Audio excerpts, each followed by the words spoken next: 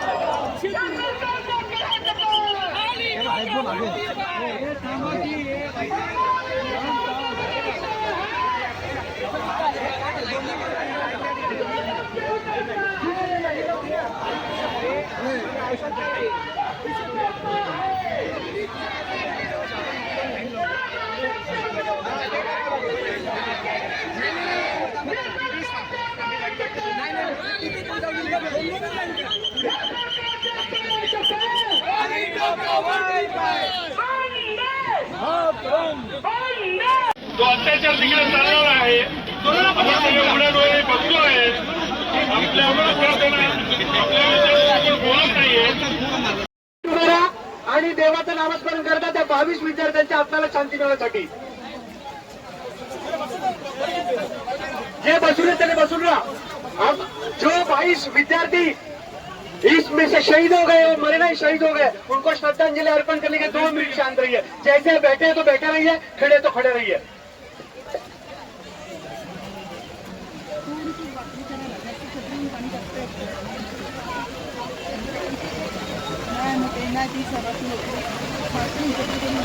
ओम शांति शांति। छोड़ो, आप आराम से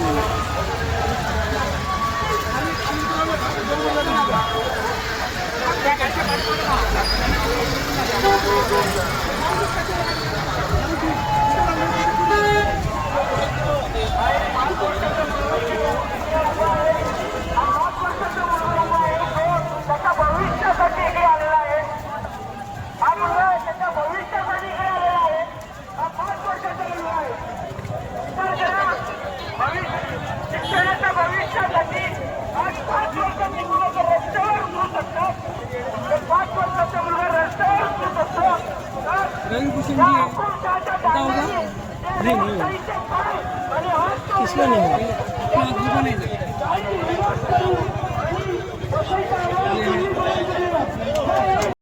क्या कहेंगे आज के इस आंदोलन के बारे में?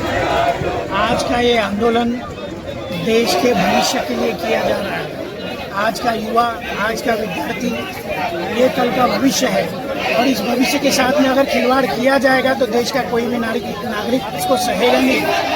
नरेंद्र मोदी जी की सरकार जो है निरंतर भारत की जनता के साथ में दगाबाजी करते आ रही है, खोखले वादों के साथ में दगाबाजी कर रही है, पेट्रोल के दाम के ऊपर दगाबाजी कर रही है, इथेनॉल के नाम पे दगाबाजी कर रही है, आज ये बच्चों के साथ में दगाबाजी कर रही है।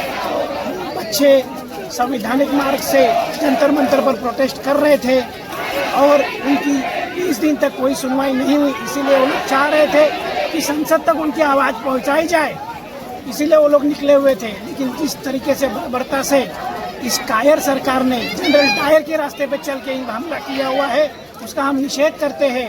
हमला करने वाले में पुलिस तो थे ही, लेकिन आरएसएस के गुंडे भी थे। जिन लोगों के शरीर पे वर्दी तो थी लेकिन नेम प्लेट नहीं थी, उनके पाँव में चप्पलें थी, उनका प्रॉपर वर्दी नहीं था, कुछ लोग बिना वर्दी के थे।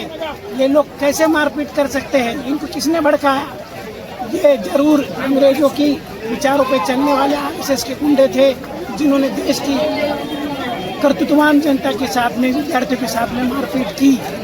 देखिए मोदी जी, सरकार में बैठे हुए तानाशाह के सभी मंत्री, आपको हम लोग बताना चाहते हैं कि भारत की जनता का, युवाओं का इम्तिहान, सब्र का इम्तिहान मत लीजिए, वरना जब जब युवा सड़कों पे उतरा है तो सड़क से लेकर संसद तक इंकलाब की सैना लगाएंगे। सर क्या कहेंगे, आज ऐसी बारिश में ये आंदोलन क्या कहना चाहेंगे? ये आंदोलन अभी लोगों का हो चुका है, किसी पार्टी या किसी पक्ष का नहीं है। लोग बहुत नाराज है जिस तरह से बच्चों के ऊपर लाठीचार्ज हुआ, महिलाओं के ऊपर लाठीचार्ज हुआ, 10-10, 15-15 साल के बच्चों के ऊपर महिलाओं के साथ छेड़खानी हुई, गुंडों ने, पुलिस के गुंडों, गर्दी में आए गुंडों ने वो बच्चों को पीटा। अरे वो बच्चे हमारे भविष्य है, अगर भविष्य के साथ इस तरह से मोदी सरकार और ये शाह, अमित शाह जो पहले से तड़ीपार है, गुंडा है, वो वही करेगा। उसका जो गुस्सा है ये आम जनता में बहुत है। आज मेरी 10-12 साल की बच्ची भी गुस्से में है क्योंकि इनका भविष्य ये सरकार ने पूरी तरह से खतरे में डाल दिया है। आज पूरा देश आक्रोशित है, एक तरफ से बीजेपी है तो दूसरी तरफ पूरा देश है। अभी पूरा देश एक साथ आ गया है और ये देश, पूरा देश एक साथ मिलकर इस मोदी शाह का जो रंगा बिल्ला की ये जोड़ी है, इसको ये भगा के रहेगी। और ये धर्मेंद्र प्रधान, मुझे लगता है ये धर्मेंद्र प्रधान को बचाने के लिए ये जो रंगा बिल्ला है, दोनों ने बड़ी साजिश रखी है क्योंकि ये धर्मेंद्र प्रधान के पास शायद इन दोनों का कोई राज होगा। इसके लिए ये पूरे देश को सड़क पर ला रहे हैं, पूरे देश के बच्चों पे लाठीचार्ज कर रहे हैं और ये हम हरगिज बर्दाश्त नहीं करेंगे। ये तो सिर्फ शुरुआत है, जब तक बच्चों को न्याय नहीं मिलता ये लड़ाई जारी रहेगी। क्या कहेंगे सर, आज के मोर्चे में शामिल हुए, क्या कहना चाहेंगे? आज ये कहने की बात नहीं है, दुख की बातें हैं। इस देश के नौजवान साथी लाठियों से मारे जा रहे हैं, जिसके प्रपंच से सरकारें बनती है, जिससे देश चलाई जाती है, जिससे देश की उम्मीदें बढ़ाई जाती है। आज उन बच्चों पे लाठी की चार्ज की जाती है जिससे सरकार बना के चलाई जा रही है। वही सरकार आज बच्चों पे लाठियां मार रही है। और मारने वाला शख्स कौन है, आज तक बिल्ले का पहचान नहीं हो पा रहा है, उस पहचान का शिनाख्त नहीं हो पा रहा है। जो मारने वाला है वो कौन है, किस पक्ष से आता है, किसने भेजा है, आज तक इसका कोई रिकॉर्ड नहीं मिल रहा है। और बच्चों को गुनाहगार साबित किया जा रहा है कि देशद्रोही है। वहाँ नारे गलत लगते हैं। नारे कौन लगाने जाता है? देश का हक मांगने वाला, अपना हक मांगने वाला नौजवान साथी को लाठी और डंडे से मारा जाता है। इस देश की कहाँ चली गई है हमारी रीति, हमारी नीति, हमारी ज़रूरतें? हम समझ नहीं पा रहे हैं।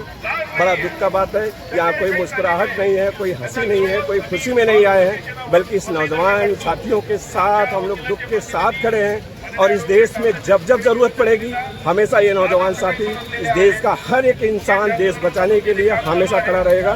जय हिंद, जय महाराष्ट्र। भाई क्या कहेंगे, जिस तरह से आज इस मोर्चे में आप शामिल होने वाले, क्या कहना चाहेंगे? मैं खुद एक डॉक्टर हूँ, डॉक्टर शुभांगी हेमंत पाटिल। मेरे पति से डॉक्टर हेमंत पाटिल। हम दौड़े के टाइम पे नीट एग्जाम नहीं था, उसके बाद में मेरा लड़का, उसने ये नीट एग्जाम दिया था, लेकिन वो टाइम पे इतना पेपर लीक वगैरह कुछ गड़बड़ नहीं था। मैं खुद जानती हूँ, हम लोग जब भी बच्चे नीट का एग्जाम करते रहते हैं उसके साथ में मुसलमानों की पढ़ाई करते रहते हैं। मेरा लड़का नीट के क्लास के लिए यहाँ से अंधेरी तक जाता था और रात को यहाँ पे आता था, कॉलेज में करता था। मैंने खुद देखा है कि नीट के लिए लड़के लोग कैसे एग्जाम के लिए प्रिपरेशन करते हैं और उसके बाद में अगर पेपर लीक हो गया तो उनका क्या हालत हो सकता है। पेपर लीक हो गया, हमारे टाइम पे भी एग्जाम में आते थे, लेकिन वेरी इंपॉर्टेंट क्वेश्चन करके 1-2 क्वेश्चन आते थे। ये पूरा पेपर लीक हो गया।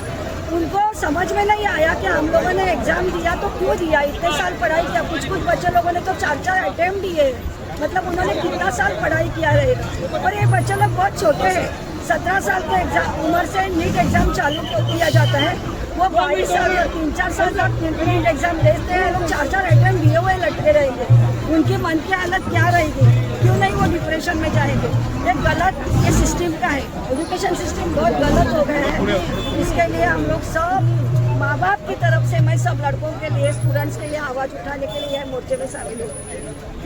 तमाम पार्टियों की तरफ से एक आंदोलन रखा गया जिसके अंदर हमारे कांग्रेस के अलग से और विद्यार्थी कांग्रेस की भारी तादाद में इधर जमा हुए। हमारा मकसद, हमारा लक्ष्य शुरुआत से एक ही था, जो नीट के ऊपर जो कांग्रेस और एनएसयूआई ने हमेशा से एक मुद्दा उठाया, जो छात्रों के ऊपर अन्याय हो रहा है, जो सरकार हमेशा से उसे अनदेखा कर रहा है, उसका हम निषेध करते आज यहाँ तक की बात आ गया है। छात्राओं के ऊपर दिल्ली जैसे जंतर मंतर पर अपना हक मांगने गए और उनके ऊपर अत्याचार कर रहे, लाठियां चार्ज कर रहे, यहाँ तक कि लड़कियों को भी देखा नहीं जा रहा है, बख्शा नहीं जा रहा है। आज देश के अंदर में फर्स्ट टाइम जब से ऐसा हुआ है कि और लड़कियों के ऊपर भी और स्टूडेंट के ऊपर भी लाठी चार्ज हो रहा है, तो कहीं ना कहीं ये सरकार, ये तानाशाह है और वो तानाशाह देश के अंदर दिख रहा है। इसी के लिए आज पूरे देश के अंदर लाखों और करोड़ों छात्र आज उसका विरोध करे और सड़क पे उतर गया। जब तक धर्मेंद्र प्रधान इस्तीफा नहीं देगा, जब तक मोदी